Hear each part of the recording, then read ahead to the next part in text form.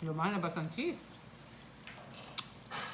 Gagawa naman tayo ngayon ng sambalot sa ating lumpia. Parang siomay. Yan. Alisin natin yung matigas. Yes. Bumili ako ng malaking pechay bagyo para malapad yung kanyang pagbabalutan yung gagamitin natin ito yung pinakagitna niya.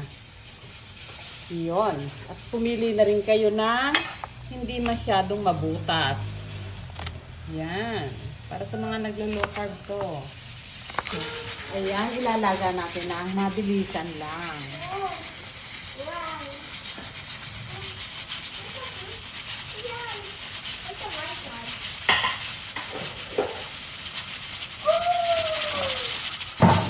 Ayan, okay na siya. Ilagay natin sa malamig na tubig.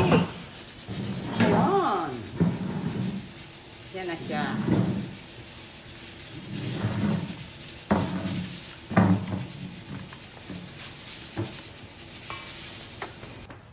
Ayan, nagdagdag ako ng bell pepper para mayroong ibang kulay. Maganda. At dagdag lasa. Siyempre, aroma. Ayan. In-overnight ko siya. Ngayon ko lang ito ginawa. Ngayon natin lulutuin. Kahapon ko tinimplahan. Para ka lang nagbibilot ng kung anong bagay. Yeah. Ayan. Ganyan lang po siya. Yan. Yan.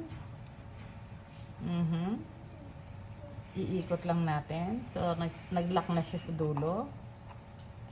I-lock pa ulit natin dito. Yan. Para sigurado. Yun. Ganyan lang. Ang dali, di ba? Ang dali lang, oh. Pagka medyo maliit yung dahon natin, adi, adjust lang ng konti.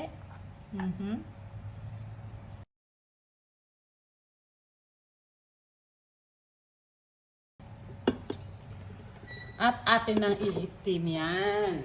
Ayan, lagyan natin ng oil. Yan, meron na siya. Okay. Ayan, ang ganda na niya. Isalansan na natin dito. Yan.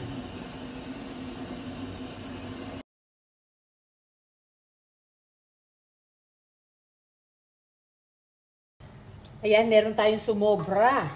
So, ano gagawin natin para maiba naman para sa mga bata? Yan. Lagyan natin ang mozzarella. Yan. Ganyan lang. Pwede po yan. Sabi sa inyo, sa mga giniling, ang daming pwedeng gawin. Sasabihin na rin natin doon sa ini-steam natin to. I-steam na rin natin to.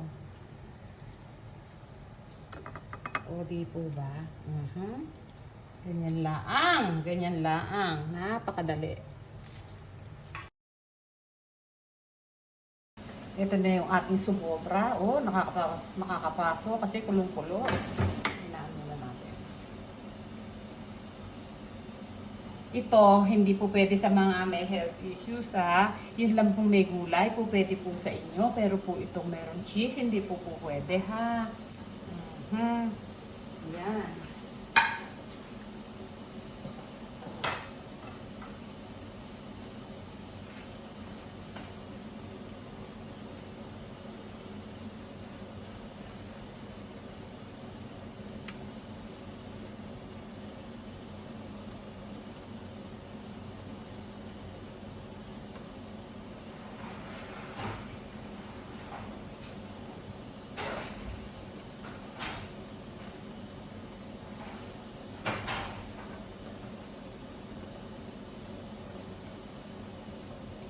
Kasya.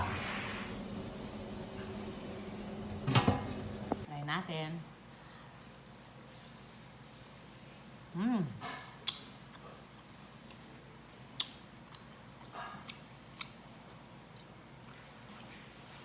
Sa mga may health issues, ito ang pang sa inyo, yung may gulay.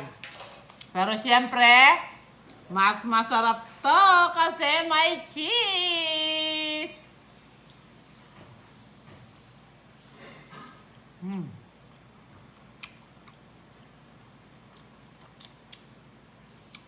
Okay. Sarap.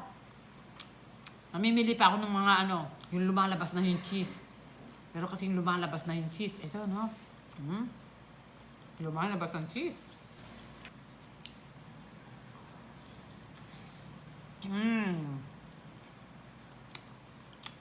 Mahal.